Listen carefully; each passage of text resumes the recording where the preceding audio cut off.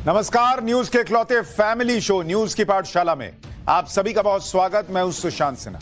ये वो पाठशाला जहां सबकी क्लास लगती है और सबसे पहले आपको रोज की तरह बताऊं कि आज पाठशाला में कौन कौन सा चैप्टर खोलने वाला हूं। 24 घंटे की नौटंकी के बाद घुटने पर आ गया ज़ेलेंस्की, लेकिन मोदी, ट्रंप और पुतिन अब छोड़ने के मूड में नहीं है क्या? आज इसके बारे में बात होगी। ट्रंप की तीसरे वर्ल्ड वॉर की धमकी, ज़ेलेंस्की से हथियार, पैसा, दोस्त सब छीन लेगा क्या अमेरिका? चीन और यूक्रेन से भिड़ते डोनाल्ड ट्रंप से मिलने पीएम मोदी ने अपना कौन सा दूत भेज दिया है? पुतिन और ज़ेलेंस्की का वो सच जो क्लियर कर देगा कि यूक्रेन आजादी की लड़ाई का नाटक कर रहा है। आज ये चैप्टर आपको देखना चाहिए, क्योंकि बहुत लोग कहानी बनाते हैं, अरे ज़ेलेंस्की बहुत चीता आदमी है भाई, अपने देश के लिए लड़ रहा है। वो क्या कर रहा है आज उसका सच आपको दिखाऊंगा। इसके अलावा बात होगी दिल्ली की, केजरीवाल की। मोदी साहब केजरीवाल को छोड़ने के मूड में नहीं है। आज फिर वो हुआ जो किसी ने सोचा नहीं था। पहले यमुना की सफाई, फिर सीएजी रिपोर्ट। अब बीजेपी वो करने वाली है कि केजरीवाल को करंट लगेगा। आज इसका चैप्टर भी खोलूंगा। महाकुंभ खत्म हो गया, पर सीएम योगी का ऐसा मेगा प्लान शुरू हुआ है कि अखिलेश देखते रह गए। सनातनियों को बड़ा गिफ्ट, जो महाकुंभ नहीं आए थे अब उनके घर महाकुंभ पहुंचाने के लिए योगी ने प्लान बनाया, वो भी दिखाऊंगा। पहले उपचुनाव जीता, महाकुंभ का रौला। सीएम योगी 2027 की हैट्रिक की तैयारी कर चुके हैं क्या? आज इसकी बात होगी। और बात होगी चैंपियंस ट्रॉफी के बीच रोहित शर्मा पर अटैक क्यों करने लगी कांग्रेस की नेता। रोहित शर्मा पर कांग्रेस की प्रवक्ता बोली, लेकिन क्लीन बोल्ड राहुल गांधी कैसे हो गए, आज ये भी दिखाऊंगा। लेकिन पहले जल्दी से दिन भर की बड़ी खबरों का रिवीजन कर लेते हैं, फिर खोलते हैं पहला चैप्टर।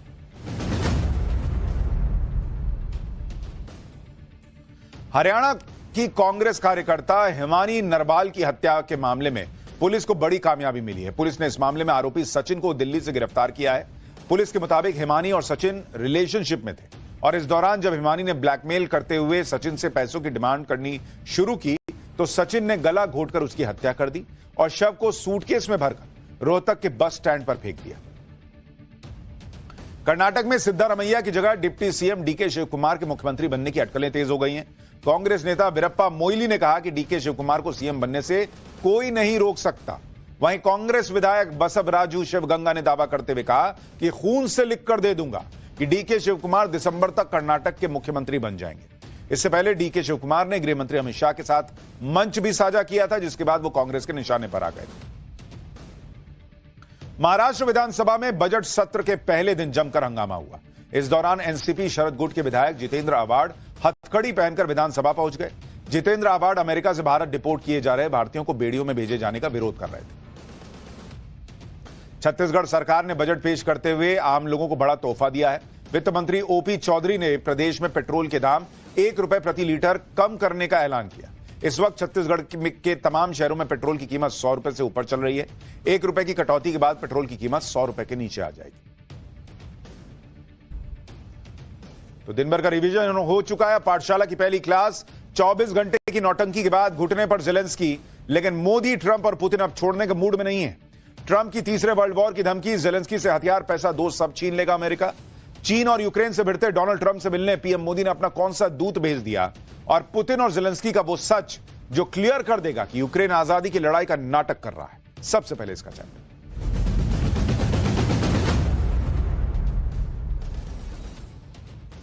दुनिया के समीकरण बहुत तेजी से बदल रहे हैं, इतनी तेजी से जितना शायद किसी ने सोचा ना होगा। 240 का नंबर देखकर जो लोग मोदी को कमजोर बताने लगे थे, वो देख चुके कि मोदी कैसे कमबैक करते हैं। जो लोग ट्रंप को कमबैक करता देखकर घबराए थे, उनकी घबराहट अब और बढ़ गई है। जिस तरह से डोनाल्ड ट्रंप एक के बाद एक फैसले कर रहे हैं, और अब दुनिया के लिए सबसे बड़ा सवाल यह है कि क्या तीसरा विश्व युद्ध होगा, या फिर मोदी, ट्रंप और पुतिन मिलकर दुनिया को इस महासंकट से बाहर निकाल लाएंगे। क्योंकि इस वक्त दो ही तस्वीरों की चर्चा है बॉस। एक तो ट्रंप और ज़ेलेंस्की के बीच जो व्हाइट हाउस में हुआ, मतलब ऐसा लगा कि बस मारपीट ही नहीं हुई, यही बहुत बड़ी बात थी। और दूसरा, आज जिस तरह से पीएम मोदी सारे घटनाक्रम के बीच आराम से गिर के जंगलों में फोटोशूट में बिजी थे। वो फोटो किसी और की खींच रहे थे, लेकिन फिल्म किसी और की बनाने की तैयारी चल रही। पीएम मोदी जितने कूल इन तस्वीरों में दिख रहे हैं, दुनिया का माहौल इतना कूल अभी है नहीं बॉस। और अमेरिका और यूक्रेन के बीच जो हुआ है, वो सिर्फ रूस, अमेरिका और यूक्रेन के बीच तक सीमित नहीं है, क्योंकि यहां से अगर युद्ध और तेज हुआ तो हम सब पर इसका असर पड़ेगा। आपकी नौकरी, आपके घर का बजट, सब पर इफेक्ट पड़ेगा। और इसलिए आज पाठशाला के इस पहले चैप्टर में समझना जरूरी है कि दुनिया में इस वक्त क्या माहौल बन रहा है, कैसे ज़ेलेंस्की घुटनों पर आ गया है, मोदी ने अपना कौन सा दूत अमेरिका भेज दिया है और ट्रंप पुतिन की क्या प्लानिंग चल रही है। ज़ेलेंस्की की जोकरई और यूक्रेन की आजादी की लड़ाई का छिछला सच भी आपके सामने फुल एक्सपोज करेंगे आज। लेकिन पहले यह देखिए कि ट्रंप से भिड़ने के बाद ज़ेलेंस्की को यूरोप का साथ मिला, लेकिन जल्दी ही ज़ेलेंस्की को यह समझ आ गया कि यूरोप कुछ भी कर ले, भाई वो अमेरिका की जगह थोड़ी ले सकता है और वो यूरोप अमेरिका के साथ भिड़ेगा भी नहीं। इसलिए आप देखिए कि ट्रंप से भिड़ने के बाद यूक्रेन के राष्ट्रपति के सुर फिर बदल गए। 2 दिन पहले जो ज़ेलेंस्की अमेरिका को तेवर दिखा रहा था कि भाई मैं तो ऐसे ही आऊंगा, मैं तो ऐसे ही बोलूंगा, अब वो ज़ेलेंस्की कह रहा है कि वो अमेरिका के महत्व को समझता है और वो अमेरिका के सपोर्ट के लिए उन्हें धन्यवाद दे रहा है। ज़ेलेंस्की कह रहा है कि एक भी दिन ऐसा नहीं जब हमने अमेरिका का आभार ना जताया।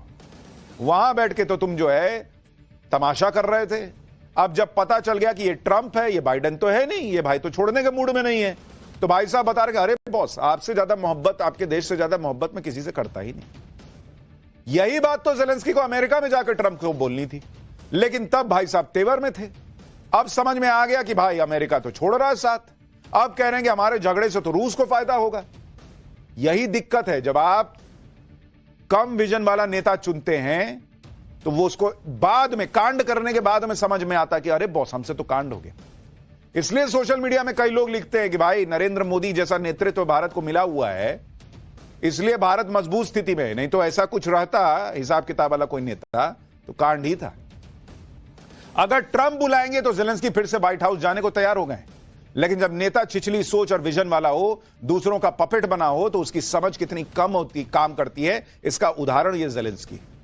आज एक एक डिटेल कायदे से आपको समझाऊंगा, लेकिन पहले उस तमाशे की एक झलक दिखा दूं जो आज भी दुनिया में चर्चा का विषय बनी हुई है।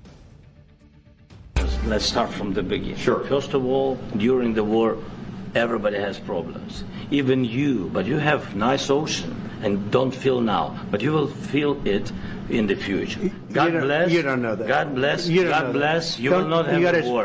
Don't tell us what we're going to feel. We're trying to solve a problem. Don't tell us what we're going to feel. I'm not telling you. Because I'm you're in no answering on position this to question. dictate that. That's Remember exactly this. what I'm not You're dictating. in no position to dictate what we're going to feel. We're going to feel very you will good. Feel influenced. We're going to feel very good and very strong. You will feel influence. You're right now not in a very good position. You've allowed From the yourself very- to be in a from very the bad very position, beginning and he of the happens war. to be right about From the it. very beginning of the war. You're not Mr. in a good Brown, position. I You don't was have in the cards right now. With us, you start I'm having not playing cards. But cards. right now, you I'm don't. very Yeah, you're playing serious, cards. Mr. President. You're I'm playing very cards. serious. You're gambling I'm the with the president lives in of war. millions of people. You think- You're gambling with World War III. what do you You're think about- gambling with what do you World think War about- III. And You- what you're doing is very disrespectful to the country, this country. White house में गर्मा गर्म बहस ऐसी आज तक दुनिया ने नहीं देखी थी। इस तरह की तस्वीरें व्हाइट हाउस से कभी नहीं आई थी कि कोई राष्ट्रीय अध्यक्ष ऐसा बैठा हो और उसके बाद उसकी ऐसी छीछा लेदर की जा रही।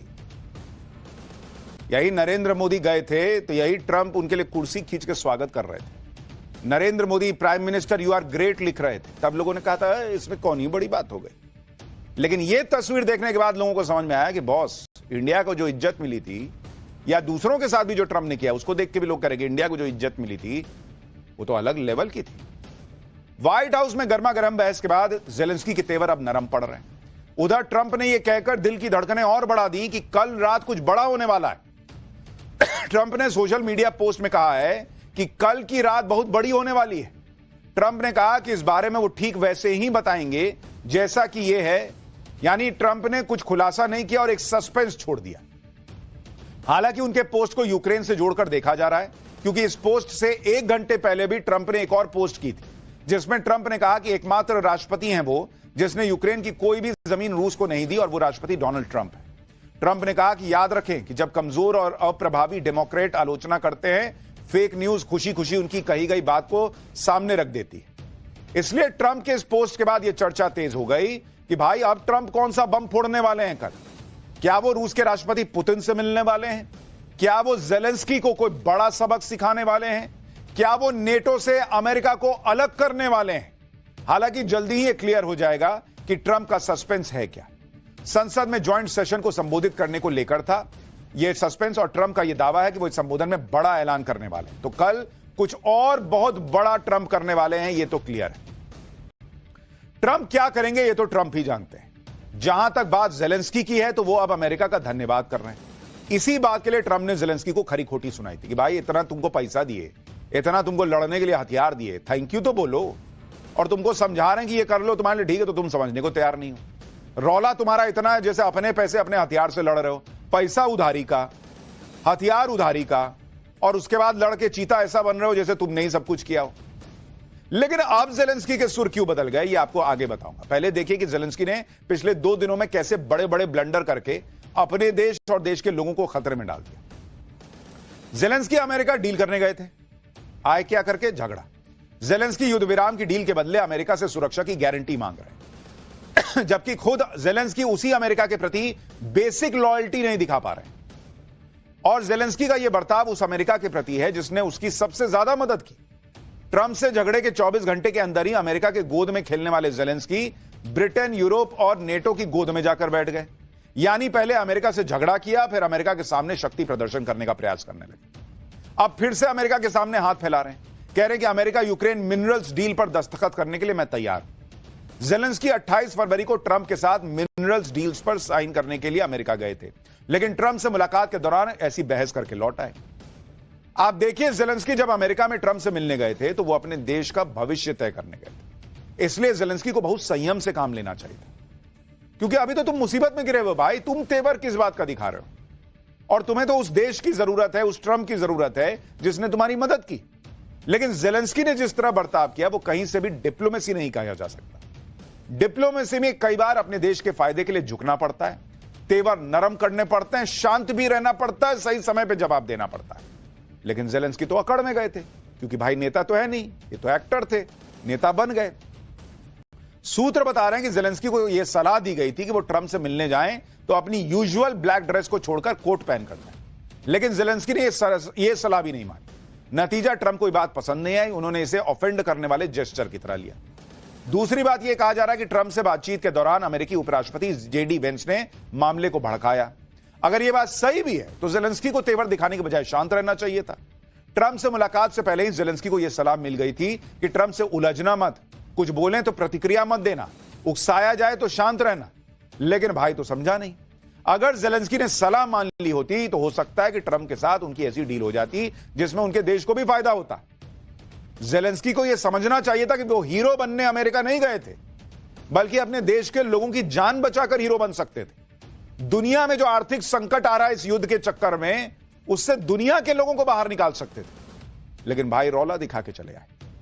अगर डिप्लोमेसी की बात है तो यूक्रेन के राष्ट्रपति को नरेंद्र मोदी से कुछ टिप ले लेनी चाहिए। मोदी ने कैसे ट्रंप को हैंडल किया था उसे देख लेना चाहिए था, क्योंकि पीएम मोदी ने ट्रंप को जिस तरह हैंडल किया उसकी तारीफ खुद अमेरिका के लोग कर रहे हैं। जैसे अमेरिकी मीडिया ने तो यहां तक कह दिया था कि पीएम मोदी ने जिस तरह से ट्रंप से डील की वो दुनिया भर के बाकी देशों के लिए एक मास्टर क्लास है। भारतीय मूल के एक्सपर्ट सदानंद धुमे ने वॉल स्ट्रीट जर्नल में एक लेख लिखा कि अप्रवासियों के मुद्दे पर भी पीएम मोदी ने ट्रंप को अच्छे से डील किया। वॉशिंगटन पोस्ट ने प्रधानमंत्री नरेंद्र मोदी को पहला ऐसा विदेशी नेता बताया जिन्होंने डोनाल्ड ट्रंप के साथ निजी रिश्ते को बढ़ावा देने की बात की। न्यूयॉर्क टाइम्स ने अपनी रिपोर्ट में मोदी की डिप्लोमेसी की तारीफ करते हुए लिखा था कि भारतीय नेता ने अपने दौर में विवादित मुद्दों को हावी नहीं होने दिया अपने दौरे में। यानी ऐसा नहीं है कि नरेंद्र मोदी और डोनाल्ड ट्रंप के बीच जो है वो ऐसे मुद्दे नहीं थे जिस पे तनातनी नहीं हो सकती। लेकिन नरेंद्र मोदी ये समझते हैं कि भाई रिश्ते बनाओगे तभी काम हो सकता है डिप्लोमेसी में। ऐसा नहीं कि मैं ये करूंगा तो करूंगा। विदेशी मीडिया ने पीएम मोदी की तारीफ इस वजह से की क्योंकि ये बात हर कोई समझ रहा है कि इस वक्त ट्रंप से डील करना कितना मुश्किल काम हो रखा है। ट्रंप वो नेता हैं जो कब क्या कर दें किसी को पता नहीं। ट्रंप वो नेता हैं जो अपने कार्यकाल के शुरुआती दिनों में ही 5 राष्ट्र प्रमुखों से भिड़ चुके हैं। जेलेंस्की से पहले ट्रंप फंडिंग को लेकर फ्रांस के राष्ट्रपति मैक्रो से भिड़ गए थे।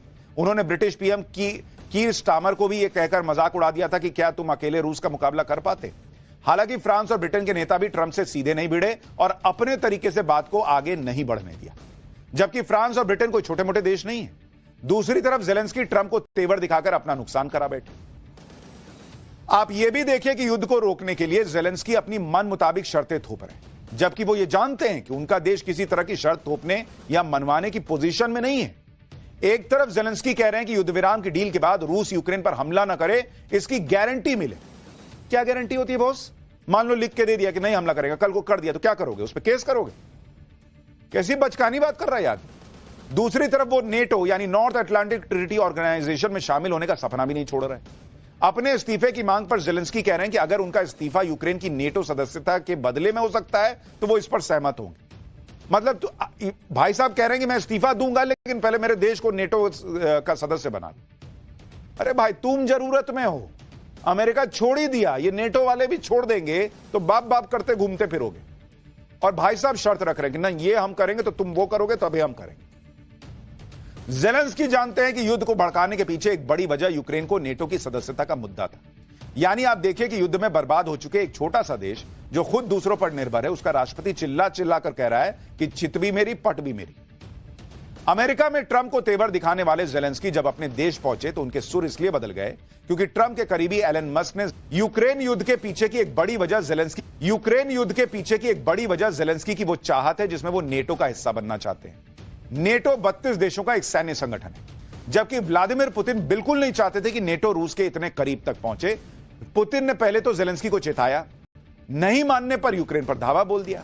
जेलेंस्की को लगता है कि यूक्रेन अगर नेटो में शामिल हो जाएगा तो वो भी इस ताकतवर गठबंधन का हिस्सा हो जाएंगे और रूस उसका कुछ नहीं बिगाड़ पाएगा। अब जिस नेटो के लिए यूक्रेन ने रूस से पंगा लिया था, ना तो उसे नेटो की सदस्यता मिली और ना तो सैन्य संगठन का अस्तित्व ही खतरे में आ गया उसका अपना अलग। क्योंकि ट्रंप से टकराव के बाद अब उनके करीबी एलन मस्क ने नेटो और यूएन से अमेरिका के अलग होने की वकालत कर दी। दरअसल ट्रंप और मस्क की जोड़ी को यह लगता है कि नेटो को मजबूत करने का ठेका सिर्फ अमेरिका ही उठा रहा है ऐसा लग रहा है, और अमेरिकी टैक्स पेयर्स के पैसे से यूरोप को नेटो वाली सुरक्षा मिल रही है, जबकि यूरोप के देश उतना खर्च नहीं कर रहे जितना खर्च करना चाहिए। दावा है कि अकेले अमेरिका नेटो के डिफेंस का 2/3 खर्चा उठा रहा है। नेटो की जो रनिंग कॉस्ट है उसमें भी अमेरिका सबसे ज्यादा 22% हिस्सेदारी देता है। इसलिए अगर अमेरिका नेटो से हटता है तो नेटो की सैन्य ताकत कमजोर हो जाएगी। इसका सीधा फायदा रूस को होगा। नेटो कमजोर होगा तो यूरोपीय देशों को अपने दम पर रूस से अपनी और यूक्रेन की सुरक्षा करनी होगी।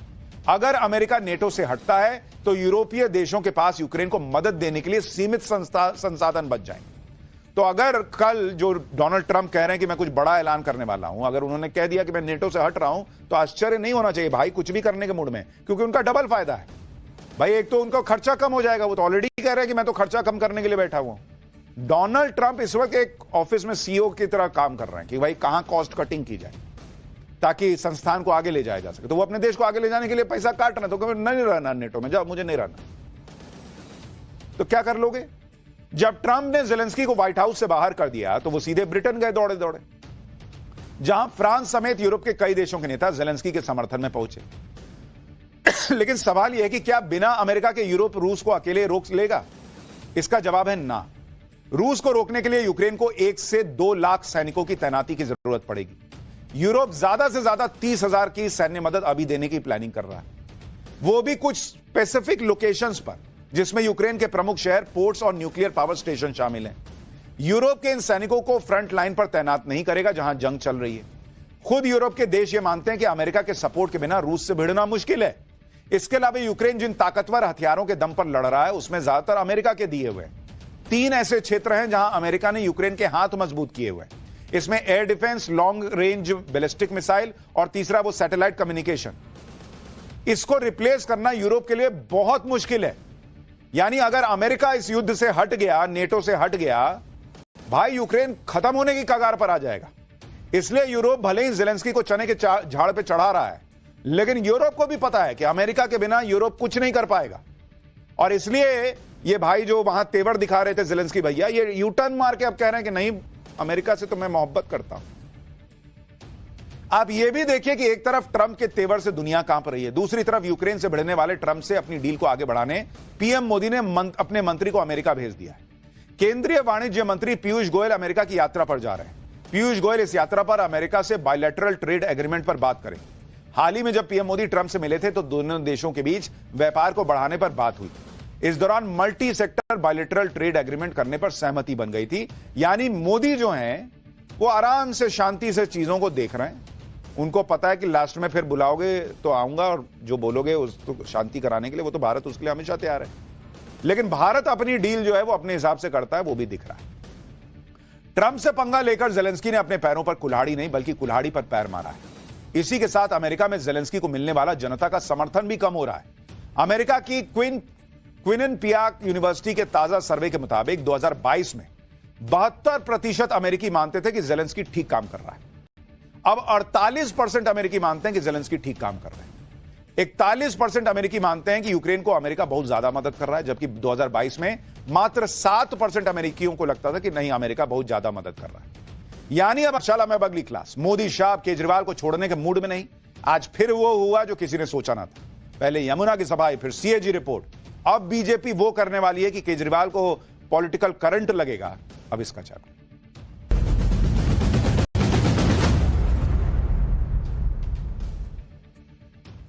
दिल्ली में सरकार बदल चुकी है, लेकिन मोदी शाह की पॉलिटिक्स अभी भी रिलैक्स करने के मूड में नहीं, और वो दिल्ली की सूरत कुछ यूं बदल देना चाहते हैं कि केजरीवाल के कमबैक का कोई चांस ही ना बचे। और इसके लिए दिल्ली का विकास करो और केजरीवाल को एक्सपोज करो का डबल प्लान तेजी से एग्जीक्यूट हो रहा है। पहले यमुना की सफाई, फिर सीएजी रिपोर्ट, और अब बीजेपी दिल्ली में वो करने वाली है जिससे केजरीवाल को जोरदार करंट लगने की गारंटी है। केजरीवाल की भी एक गारंटी है कि उनकी और उनकी पार्टी की पॉलिटिक्स नहीं बदलेगी। दिल्ली में सब कुछ बदल रहा है, लेकिन आम आदमी पार्टी की पॉलिटिक्स नहीं बदल रही। आम आदमी पार्टी सरकार में रहते हुए भी शोर मचाती थी, अब विपक्ष में भी हल्ला कर रही है।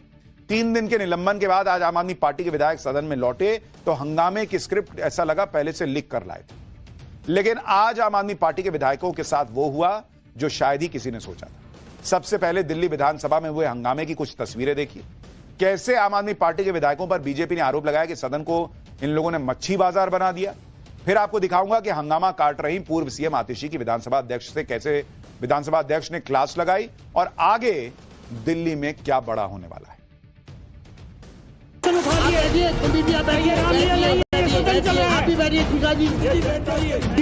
जितनी भी कमियां रही हो, परंतु एक अच्छी बात आम आदमी पार्टी के नेताओं में ये जरूर है कि आखिरी में गलती मान लेते हैं। गैर संवैधानिक तरीके से रोका और रूल बुक के अनुसार नहीं रोका, कोई ऑर्डर नहीं पास किया। ये चेयर की रूलिंग है और मैं इसको स्पष्ट कर रहा हूँ। मैं चेयर पे बैठा ना, मैं तुम्हें तुरंत बाहर निकालूंगा। क्या है ये सदन? ये मच्छी बाजार नहीं है, ये तुम्हारा सदन नहीं है। ऐसे हुआ होनी चले मत, ऐसे होनी चलेगी। चोरी खुलेगी, तुम्हारी चोरी खुल भी गई है और तुम ईमानदार, तुम चोर लोग हो। दिल्ली विधानसभा में आम आदमी पार्टी की बोलती तो तभी से बंद है जब से सीएजी की रिपोर्ट आई है। सीएजी की रिपोर्ट में आम आदमी पार्टी के भ्रष्टाचार की पोल खुलनी शुरू हुई, तभी से आम आदमी पार्टी के नेताओं की धड़कनें बढ़ी। बीजेपी ने जब से कहा कि आम आदमी पार्टी के भ्रष्टाचार की पोल खोलने वाली 10 से 12 रिपोर्ट अभी आनी बाकी है, तब से तो आम आदमी पार्टी के सारे गियर डाउन हो गए। इसलिए विधानसभा में भी आम आदमी पार्टी के नेता बीजेपी पर सीधा हमला नहीं बोल रहे। आज पूर्व सीएम आतिशी विधानसभा में रूल बुक लेकर आए और विधानसभा अध्यक्ष विजेंद्र गुप्ता से भिड़ गई, लेकिन विजेंद्र गुप्ता ने इस बार आतिशी को कोई मौका नहीं दिया। देखिए वहां पर क्या हुआ है रूल बुक को लेकर, फिर आगे की बात बताता हूं। बुक के अनुसार सदन की परिसर की परिभाषा में नहीं आता। आपने हमें गेट के अंदर आने से रोका, गैर कानूनी तरीके से रोका, गैर संवैधानिक तरीके से रोका और रूल बुक के अनुसार नहीं रोका, कोई ऑर्डर नहीं पास किया। अब आप बैठिए, आपका विषय पूरा हो गया। अब मैं फिर स्पष्ट कर रहा हूं, ये चेयर की रूलिंग है और मैं इसको स्पष्ट कर रहा हूं। बैठ जाइए आप। सदन के जो डी है वो पूरी तरह स्थिति को स्पष्ट करता है। विपक्ष अगर रूलिंग को और रूल बुक को अन्यथा लेगा तो कोई भी सदस्य, पक्ष का या विपक्ष का, वो इसके लिए परिणाम के लिए जो है वो एक प्रकार से वो समझ ले कि इसका परिणाम क्या होने वाला है। आप देखिए, एक तरफ जहां आम आदमी पार्टी के नेता एजेंडा सेट करने में फंसे हुए हैं, दूसरी तरफ दिल्ली में बीजेपी की सरकार बने 12 दिन हुए हैं और ताबड़तोड़ काम हो रहा है। दिल्ली में नई सरकार क्या क्या कर रही है उसके बारे में आपको बताता हूं। दिल्ली के मंत्री ग्राउंड पर हैं, कोई पानी की किल्लत देख रहा है, कोई सड़कें ठीक करवा रहा है, कोई प्रदूषण से लड़ रहा है। इसी बीच अमित शाह ने भी दिल्ली पुलिस के साथ मीटिंग की है, जिसके बाद तो दिल्ली पुलिस आरोपियों को ठोक रही है। दिल्ली में बीजेपी की सरकार आने के बाद दिल्ली पुलिस ने गियर चेंज कर लिया, तो दूसरी तरफ बीजेपी के विधायक आम आदमी पार्टी के नेताओं पर फायर है। आज विधानसभा में चर्चा के दौरान जब आम आदमी पार्टी के विधायकों ने प्लेकार्ड दिखाने शुरू किए तो बीजेपी विधायक मोहन सिंह बिष्ट ने उन्हें बाहर निकाल देने की बात कह दी। सुनिए वहां पर क्यों मछली बाजार का जिक्र हो गया, इसके बाद बताता हूं कि आम आदमी पार्टी के विधायक गोपाल राय की बोलती कैसे बदल गई। सदन की कोई मर्यादा है। यदि अरे मैं बता रहा हूं तुम्हें, मैं बता रहा हूं तुम्हें, सुनाओ। ये तो अध्यक्ष जी का तुम्हें धन्यवाद करना चाहिए। जिस दिन मैं चेयर पे बैठा ना, मैं तुम्हें तुरंत बाहर निकालूंगा। क्या है ये सदन? ये मच्छी बाजार नहीं है, ये तुम्हारा सदन नहीं है। दिल्ली के लोगों ने हमको चुन के भेजा। ये प्ले कार्ड दिखाना क्या है? अध्यक्ष महोदय, आप चेतावनी देवे, दोबारा कोई प्ले कार्ड नहीं दिखाना चाहिए। मोहन सिंह बिष्ट प्ले कार्ड दिखा रहे हैं, आम आदमी पार्टी को अल्टीमेटम दे रहे हैं, तो बीजेपी के विधायक कुलवंत राणा ने आम आदमी पार्टी के एक विधायक की ऐसी क्लास लगाई कि स्पीकर विजेंद्र गुप्ता को बीच बचाव करना पड़ गया। विपक्षी विधायकों के टोकने पर कुलवंत सिंह राणा इतने भड़क गए कि बीजेपी विधायकों और आम आदमी पार्टी विधायकों के बीच जमकर तू मैं हो गई। दिल्ली विधानसभा में क्या हुआ देखिए जरा। ऐसे हुआ होनी चले, मत ऐसे होनी चलेगी। चोरी खुलेगी, तुम्हारी चोरी खुली भी गई है। और तुम ईमानदार, तुम चोर लोग हो, चोरी से आए थे तुम लोग। तुम ईमानदार हो, बोलते रहे बेशक। इसने वो कैसे बोली? इसकी हिम्मत कैसे हुई बोलने की? इसकी हिम्मत कैसे हुई बोलने की? इसकी हिम्मत कैसे मेरे पास हूँ करने की? कल का बच्चा मेरे से हूँ कर रहा है। वक्तव्य जारी रखिए। अनुशासन का पालन कर रहे आप। अरे तू छेड़ रहे, पालन करना। विधानसभा में आम आदमी पार्टी आरोप लगाने लगी कि उन्हें विधानसभा में बोलने नहीं दिया जाता, लेकिन गोपाल राय को देखिए, विधानसभा अध्यक्ष ने टाइम खत्म होने की घंटी बजाई तो वो बोलते हुए रुक गए और बार बार कहने लगे, कहने पर भी नहीं बोले। विधानसभा स्पीकर की घंटी के बाद गोपाल राय की बोलती क्यों बंद हो गई वो देखिए। 2022 की रिपोर्ट है इस पटल के अंदर। 2022 के बाद से लगातार सरकार ने काम किया। मैं आपको बताना चाहता हूं,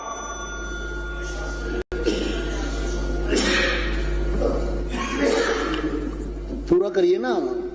आपने घंटी बजाई। हाँ, घंटी दे दिया कि समय हो रहा है, उसको समाप्त कीजिए। बंद कर दिया, जैसे आप ठीक समझे। बंद कर दिया सर, बताइए।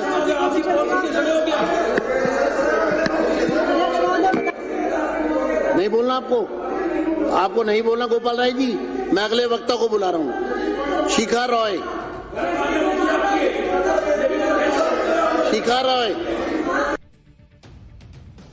यानी घंटी की ट्रिंग ट्रिंग सुन के रुक गए। स्पीकर कह रहे हैं भाई कि अरे बात तो कंप्लीट कर लीजिए गोपाल राय जी। नहीं, अब मैं बोलूंगा ही नहीं, घंटी बज। आपको याद होगा रेखा गुप्ता ने सीएम पद की शपथ भी नहीं ली थी। तभी से आम आदमी पार्टी एक ही रट लगाए हुए है कि 2500 रुपया कब देंगे महिलाओं को, 2500 रुपया कब देंगे महिलाओं को। पूर्व सीएम आतिशी तो रोज कैमरे पर यही सवाल पूछ रही, मतलब जितनी जल्दी आम आदमी पार्टी को है उतनी जल्दी तो दिल्ली की महिलाओं को भी नहीं है। लेकिन चल रहा है मामला, खुद पंजाब में नहीं दे रहे, यहां हंगामा रोज कर रहे हैं। दिल्ली वालों को पता है कि पीएम मोदी जो गारंटी देते हैं उस गारंटी को पूरा होने की भी गारंटी देते हैं, क्योंकि पीएम मोदी आंख बंद करके कोई वादा नहीं करते, वही वादा करते हैं जो पूरा हो सके। और पीएम मोदी ने कहा है कि दिल्ली में महिलाओं को 2500 मिलेंगे, तो यह वादा भी पूरा होगा। पीएम मोदी ने गारंटी दी तो वो गारंटी पूरी ना हो, ऐसा कैसे हो सकता है? इसलिए अब खबर है कि 8 मार्च को महिला दिवस के मौके पर दिल्ली सरकार महिला सम्मान योजना का रजिस्ट्रेशन शुरू करने वाली है। इसके बाद दिल्ली में इस योजना के लिए पात्र महिला लाभार्थियों की सूची तैयार की जाएगी। रिपोर्ट्स के मुताबिक 2500 रुपए की सम्मान राशि आर्थिक रूप से कमजोर वर्ग की महिलाओं के बैंक खातों में सीधे ट्रांसफर होगी। इस योजना से जुड़ी प्रक्रिया करीब 1.5 महीने में पूरी कर ली जाएगी, जिसके बाद दिल्ली की महिलाओं को इसका लाभ मिलना शुरू हो जाएगा।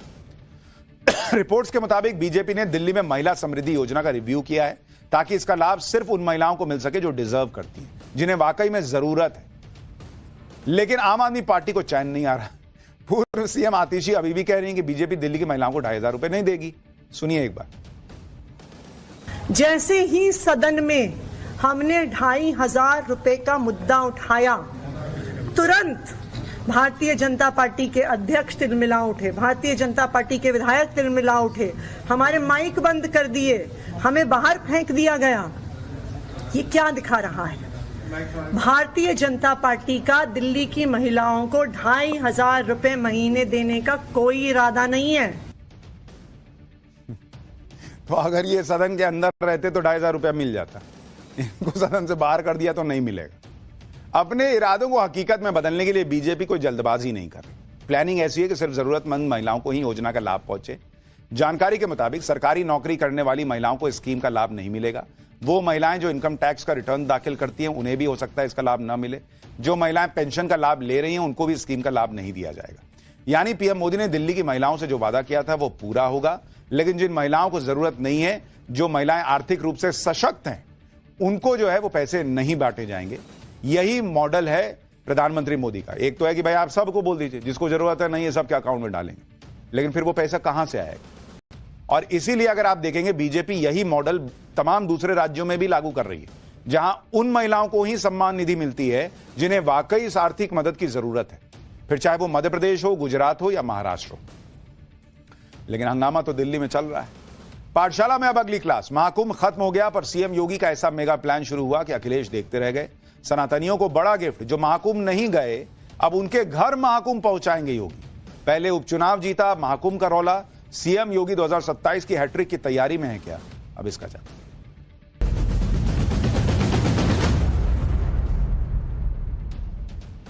महाकुंभ अब समाप्त हो चुका है। 45 दिन तक चले महाकुंभ ने कई नए रिकॉर्ड बनाए। महाकुंभ ने कैसे सनातन के गौरव को दुनिया के कोने कोने तक पहुंचाया, इसकी चर्चा अभी कई दिनों तक चलती रही। महाकुंभ को सीएम योगी ने एक चैलेंज की तरह लिया और महाकुंभ के सफल आयोजन से देश भर में सीएम योगी का रौला फैल रहा है। योगी मॉडल की चर्चा पूरे देश में हो रही है। विरोधी भी मुख्यमंत्री योगी की तारीफ कर रहे हैं, लेकिन सीएम योगी महाकुंभ पर ही नहीं रुके, बल्कि महाकुंभ के बाद सीएम योगी का ऐसा मेगा प्लान शुरू हो चुका है कि अखिलेश यादव का तनाव बढ़ जाएगा। क्योंकि महाकुंभ के रौले के बीच सीएम योगी ऐसे फैसले ले रहे हैं जिनसे लगने लगा है कि वो 2027 की हैट्रिक की तैयारी में जुटे हुए हैं। योगी आदित्यनाथ ने कैसे हर घर जल की तर्ज पर यूपी में हर घर महाकुंभ पहुंचाने का बीड़ा उठाया है, आज उसके बारे में बताऊं। साथ ही यूपी में लॉ एंड ऑर्डर को लेकर सीएम योगी के वो ताबड़तोड़ फैसले जिनकी हर तरफ चर्चा हो रही है, उनकी भी बात हो। लेकिन पहले सुनिए महाकुंभ से सीएम योगी ने क्या सबक सीखा और महाकुंभ पर सवाल उठाने वालों को क्या जवाब दिया। प्रयागराज के बहुत सारे सबक भी हैं और महाकुंभ का सबक यही है। देखिए, श्रीमद् भगवत गीता एक बात कहती है कि ये यथा माम प्रबदन्ते तांस तथैव भजाम्यहम्। यानी श्रीमद् भगवत गीता में भगवान कहते हैं कि जो मुझे जिस दृष्टि से देखता है, जिस रूप में भजता है, मैं उसको उसी रूप में दिखाई देता हूं। जिसने जिस रूप में प्रयागराज को देखा, महाकुंभ को जिस रूप में देखा, उसको वही दर्शन वहां हुए भी, और हर तबके के व्यक्ति को उसके अनुरूप वहां सामग्री भी मिले। महाकुंभ भले ही समाप्त हो चुका है, लेकिन सीएम योगी ने ऐसा मेगा प्लान शुरू किया है कि अखिलेश देखते रह गए। दरअसल महाकुंभ से जो सनातनी आस्था की लहर उठी और लहर अभी थमती हुई दिख भी नहीं रही। यूपी के भी कई लोग ऐसे हैं जो अलग अलग वजहों से महाकुंभ में स्नान करने नहीं पहुंच पाए। ऐसे लोगों के लिए सीएम योगी ने अनूठी पहल शुरू की है। ऐसे लोगों को उनके घरों पर ही संगम स्नान कराने का प्लान तैयार किया गया है, जिसके लिए यूपी के हर जिले तक संगम का पवित्र जल अब पहुंचाया जा रहा है। इस अभियान के लिए महाकुंभ में ड्यूटी के लिए पहुंची फायर ब्रिगेड की गाड़ियों का इस्तेमाल हो रहा है। फायर ब्रिगेड की गाड़ियां संगम का पवित्र जल लेकर प्रयागराज से अपने अपने जिलों के लिए निकल रही हैं। वहां स्थानीय प्रशासन की मदद से संगम के जल को लोगों में बांटा जा रहा है ताकि वो इस पवित्र जल से स्नान कर सके।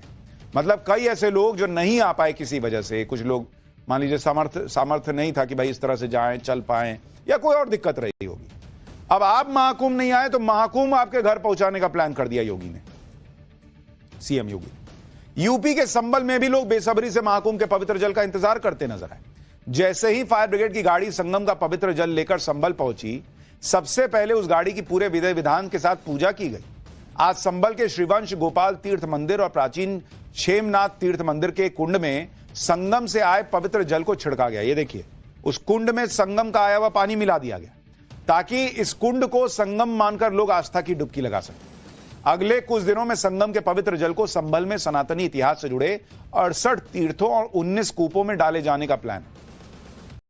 संभल में संगम का पवित्र जल पहुंचने पर कैसा माहौल रहा, जरा ग्राउंड जीरो से एक रिपोर्ट देखिए।